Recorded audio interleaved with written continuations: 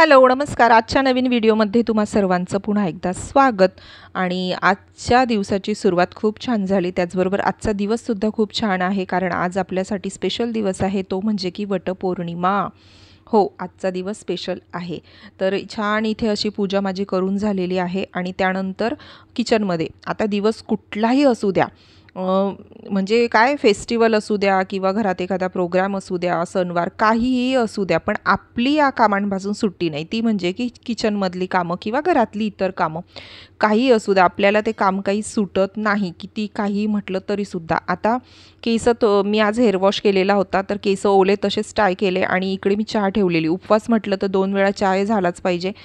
तर आणि नंतर मग माझा तर उपवास होता, पण मग आईंचं आणि सोहमचं जेवणाचं म्हणजे स्वयंपाक मला रेडी करायचा होता. सो मी इथे त्याचीच तयारी केली, पूर्ण स्वयंपाक वगैरे रेडी केला. आणि त्यानंतर मग आता इथे म्हटलं केस ओले तसेच ठेवायला नको, म्हणून मग मी थोडंसं ना ब्लो ड्राय करून घेतलं आणि त्यानंतर थोडंसं स्ट्रेटनर फिरवलं. म्हणजे अगदी प्रोफेशनलसारखं नाही बरं का, नेहमीसारखं असं छोटे छोटे सेक्शन घेऊन छान मी स्ट्रेटनर फिरवत असते, पण तसं काहीच केलं नाही. मला फक्त फ्रीझी हेअर म्हणजे नको पाहिजे होते, कारण मी ते बांधलेले होते ना, म्हणून थोडंफार मी स्ट्रेटनर फिरवून घेतलं त्यावरती. म्हटलं लवकर, आणि ब्लो ड्राय केल्यामुळे केसही लवकर वाढतील. तर ते करून घेतलं आणि त्यानंतर लगेचच पूजेचं ताट तयार करायला घेतलं. म्हणजे मला जसं जमतं, मला जे माहीत आहे त्यानुसार मी हे पूजेचं ताट तयार करायला घेतलं. ह्या ओटी जी आहे ती मी तुम्हाला मागे व्लॉगमध्ये दाखवलं होतं. गावावरून भरपूर सामान आणलं, त्याच वेळेला 5-6 अशा ओट्या गावाकडूनच घेऊन आलेल्या होती मी, कारण ते लागतातच वर्षभरामध्ये. आणि असं पूजेचं ताट बघा रेडी केल्यानंतर किती छान दिसतंय ना, सुंदर दिसतंय. जे वस्तू मला आठवत होती ते मी ताटामध्ये ठेवत होती. खरं तर ताट रेडी केलं, पण नंतर हे सगळं मी एका पिशवीमध्ये घेतलं, कारण गाडीने जायचं होतं घराजवळ. म्हणजे अगदी वॉकिंग डिस्टन्स म्हणता येणार नाही, पण गाडीने जायचं होतं, त्यामुळे मग हे सगळं साहित्य मी नंतर एका बॅगमध्ये भरलं आणि तेल वगैरे, पंचामृत, पाणी हे सगळं एका बॉटलमध्ये भरून घेतलं. हे माझ्याकडे छान असं एक पुस्तक आहे, ज्यामध्ये सगळ्या व्रतची म्हणजे कहाणी वगैरे असतं. तर ते मी पुस्तक घेऊन घेतलं. म्हटलं तिथे कथा वगैरे ऐकायला आपल्याला लागेलच, म्हणजे मी वाचो किंवा कोणी इतर वाचून दाखव, मग आपल्याला ते बरं पडेल, म्हणून मी सोबत घेऊन घेतलं होतं. आणि त्यानंतर आरामात मी आता तयार व्हायला इकडे बसलेली आहे. 11:30ला पौर्णिमा सुरू होणार होती, म्हणून मग मी विचार केला की 11:30पर्यंत, म्हणजे आम्ही ठरवलेलंच होतं की 11:30ला घरातून निघायचं. म्हणजे खूप जास्त ऊन, असंही ऊन होतंच म्हणा, आणि उन्हाचा मला खरंच खूप त्रास होतो. एकतर उपवास आणि त्याच्यामध्ये ऊन, खूप त्रास झाला मला नंतर. आणि महेश माहिती का काय म्हणतात, माझ्यासाठी व्रत करतेस ना, मग मी तुला सांगतो की हे व्रत करू नको, कारण उपवास न करतासुद्धा तुला पूजा करायची, तू पूजा कर, उपवास मात्र करू नको. पण दरवर्षी, आणि मी नेहमी हेच ठरवते की हो, पुढच्या वर्षी मी पूजा केल्यानंतर मात्र उपवास वगैरे करणार नाही, पण माझ्याने ते होतच नाही. आधीपासून सवय झाली, त्यामुळे तो दिवस आला की माहीत नाही काय, पण उपवास हा ठेवलाच जातो. पण मला ना नेहमीचा हा अनुभव आहे की मला खूप त्रास देतो, त्यामुळे बऱ्याच वेळा मला असं वाटतं की का माझा हा अट्टहास असतो तो माझ्याच अंगाशी येतो नंतर. आज ठरवलंच की छान असं रेडी व्हायचं, आणि त्यासाठी मी इथे रेडी व्हायला लागते.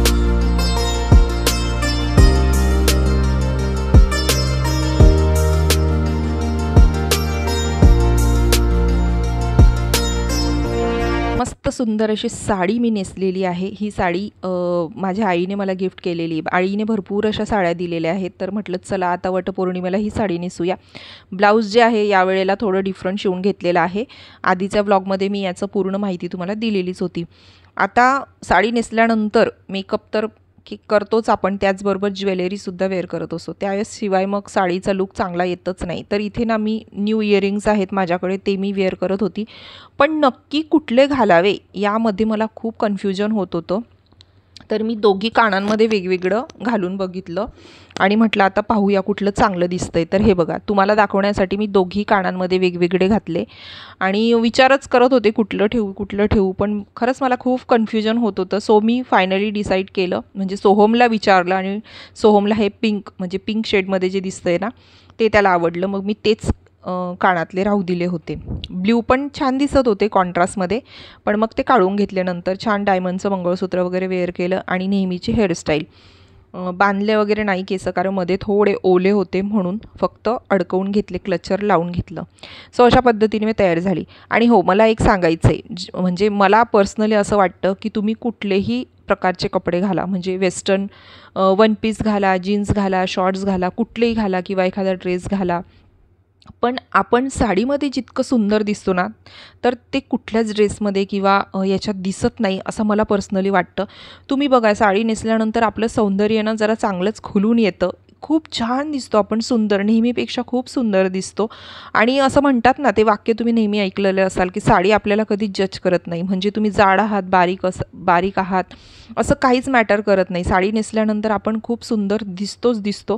तर मला तरी असं वाटतं, तुम्हाला काय वाटतं? तुमच्यापैकी कोणाकोणाला असं वाटतं की खरंच साडी नेसल्यानंतर आपण नेहमीपेक्षा आपण खूप सुंदर दिसतो? मला तर साडी नेसायला खूप आवडतं आणि मला जेव्हा चान्स मिळतो त्या वेळेला मी साडीही नेसते. बऱ्याच जणांना साडी नेसायला आवडत नाही किंवा त्यांना ते वेगळंच विचित्र वाटतं, पण मला तरी आवडतं म्हणून मी नेसतच असते. आणि जसं मी म्हटलं की साडी तुम्हाला कधी जज करत नाही, उलट सगळ्यात बेस्ट आउटफिट ते मला साडीच वाटतं. आपलं सौंदर्य त्यामध्ये खूप छान खुलून येतं आणि ती फिलिंगच खूप वेगळी असते. छान आपण तयार वगैरे होतो तर भारी वाटतं. तुमच्या काय विचार आहे याबद्दल मला कमेंट करून नक्कीच सांगा. सो पटापट मी इकडे आता सगळी रेडी झालेली आहे की हे घाल म्हणून मग हे घातले आणि त्याच्यावरती छान असं हे मंगळसूत्र, हे मी तुम्हाला दाखवलं होतं घेतलेलं. तर हे बघा, दोन किती सुंदर दिसतंय, छान दिसतंय. आणि हो, आज मेकअप वगैरे गेलेला आहे. हे बघा, मस्त भरपूर असं BBCC सगळं CC क्रीम लावलेलं आहे मस्त. फाउंडेशन वगैरे मी नाही यूज करत, सो ते लावलेलं आहे आणि छान वाटतोय असं लाईट वेट मेकअप. आणि मला मेकअप करायला आवडतं, पण तो जास्त वेळ चेहऱ्यावरती ठेवायला अजिबात आवडत नाही. सो असा लाईट मेकअप केला की छान वाटतो. लिपस्टिकचा शेड पण अगदी मॅच झालेला आहे, भारी दिसतंय. सो चला, असं बघायचं कधी कधी कॅमेऱ्यामध्ये, असं स्वतःला आरशासमोर उभं राहून स्वतः बघायचं, निहाळायचं की आपण किती छान दिसतो आणि म्हणायचं स्वतःलाच की मी किती सुंदर दिसतेय. माझं तर असतं बाबा असं, इतकी छान तयारी केल्यानंतर म्हणायला तर पाहिजेच ना. कोणी म्हणो की नको म्हणो, आपल्याला फरक नाही पडला पाहिजे. आपल्याला माहिती आहे की आपण छान दिसतोय आणि तयारी केल्यानंतर सगळ्याच जणी छान दिसतात. आणि आज वटपौर्णिमा आहे, तर मी तुम्हाला शुभेच्छा दिल्या नाही. जेव्हा ब्लॉग बघणार तोपर्यंत तर झालेली असणार पौर्णिमा, तरीसुद्धा वटपौर्णिमेच्या माझ्या सगळ्या मैत्रिणींना खूप साऱ्या शुभेच्छा. तुम्ही पण छान तयारी केलेली असणार, तुमची पण सकाळपासून धावपळ असणार आणि त्या सगळ्या वेळमधून स्वतःला वेळ देत तुम्ही सुद्धा छान सजले असणार, नटले असणार आणि पूजासुद्धा केली असणार. सो मी पण तेच. आणि या घरातली माझी पहिलीच वटपौर्णिमा आहे. 2-3च जणी आहोत आम्ही यावेळेला, कारण बाकीच्या जणी गेस्ट वगैरे आहेत कोणाकडे, तर ते सगळ्या बिझी आहेत. आणि काहींचं नाही आहे, म्हणजे काही धरत नाही किंवा फक्त उपवास करतात, काही घरी पूजा करतात. सो असं होतं. तर आम्ही समृद्धी, हर्षदा आणि मी, आम्ही तिघी जणी आता जाणार. आणखी कोणी ॲड होणार आहे आमच्यामध्ये मला नाही माहिती आहे. घराजवळच आहे एक, घराजवळ म्हणजे अगदी जवळ नाही. आता हा एवढी मस्त तयारी केल्यानंतर आम्ही मस्त 2 व्हीलरवर जाणार आहोत. आणि जसं मी पूजेचं ताट तुम्हाला दाखवलं तयार केलं, ते सगळं आता पिशवीत भरून ठेवलंय. मस्त असं स्कार्फ वगैरे बांधून 2 व्हीलरवर जाणार आहोत. कारण आम्ही ज्या जाणार आहोत त्यांच्यापैकी कोणालाच कार ड्राईव्ह करता येत नाही, म्हणजे कॉन्फिडंटली कोणीच ड्राईव्ह करू शकत नाही, म्हणून ती रिस्क नको म्हणून आम्ही आता 2 व्हीलरने जाणार आहोत. सो ठीक आहे, चलतंय आणि छान वाटतं. मी तर डबल सीट जाणार आहे, का मला साडीवर ते नाही जमत, हर्षदा आणि मी. सो छान रेडी झाली आणि चला मग आता पूजेच्या ठिकाणी. आणि मला माहीत नाही तिथे गर्दी असेल काय असेल, मी शूट करू शकेल नाही, जमलं तर थोडंफार करेलच. सो चला. आणि माझा आजचा गेटअप, माझी तयारी कशी दिसते, मी कशी दिसते, कमेंट करायला विसरू नका. तुम्ही कमेंट करायला, लाईक करायला खूप कंजूसी करता राहा, असं नका करू. एवढी मेहनत करते मी, चॅनलला सबस्क्राईब करा, लाईक करा. का असं करता बरं? प्लीज करा ना, लाईक करा, कमेंट करा. सो चला मग आपण भेटूया. आता निघायची वेळ झालेली आहे. कॉल करते मैत्रिणींना की टाईम झालेला आहे, लवकर जाऊया, कारण ऊन इतकं भयंकर झालेलं आहे.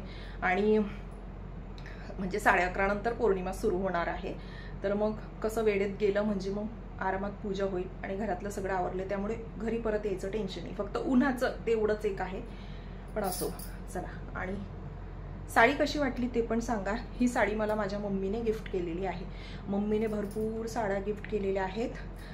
सगळ्या इथे आणल्यानंतर साडी कलेक्शन तुम्हाला दाखवणार आहे. तर चला मग जाऊया आता मी, समृद्धी आणि हर्षद आम्ही तिघीजणी इथे पूजा करायला आलो. मस्त जागा मिळालेली होती. आमच्या आधी ज्या कोणी बसलेल्या होत्या त्या पण मराठीच होत्या. त्यांची पूजा झाली त्यानंतर मग आम्ही बसलो आणि छान निवांत शांतपणे इकडे पूजा वगैरे आम्ही करून घेतली.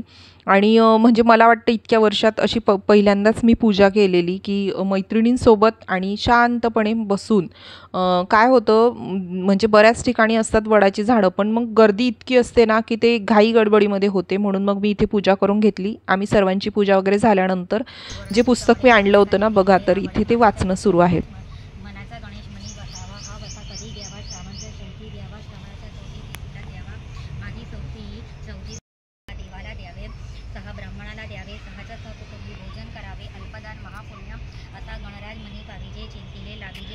त्यानंतर या माझ्या नवीन मैत्रिणी मराठीच आहेत. आजच आमची ओळख झाली म्हणजे इथेच पूजा करतानाच. तर त्यांना जेव्हा मी सांगितलं, त्यांची परमिशन घेतली की तुमचा व्हिडिओ काढू का, तर त्यांनी हो सांगितलं आणि नंतर हे सगळं मी शूट केलं. खूप छान वाटलं सगळ्यांसोबत पूजा वगैरे करून. आणि नंतर मग सर्वांची पूजा झाल्यानंतर मग मी माझी पूजा इथे आटपून घेतली.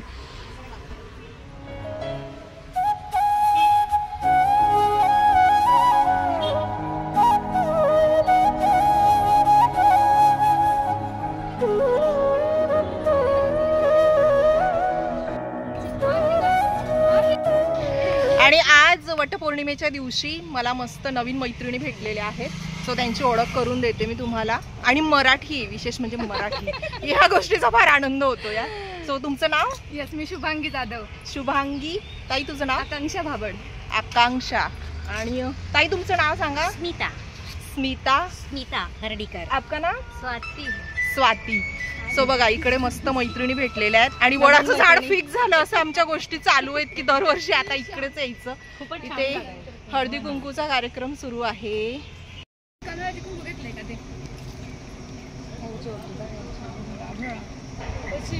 हळदी कुंकूचा कार्यक्रम.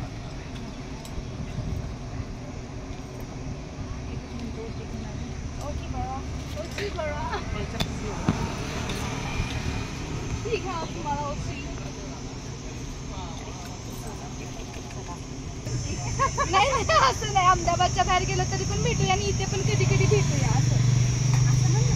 म्हणजे तसं पाहिलं तर आपण शेजारीच आहोत सगळे, असे म्हणजे जवळ जवळच आहोत. संगम नाही, विश्वास सोपान ते इथे. विश्वास सोपान माहेरच्या समोरच जात तिकडे. बोट नाही दिसायला पाहिजे माझं. तुला काही फरक पडत नाही?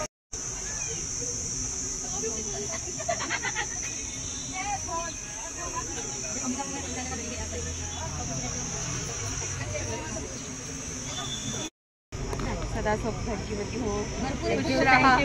खुश राहा.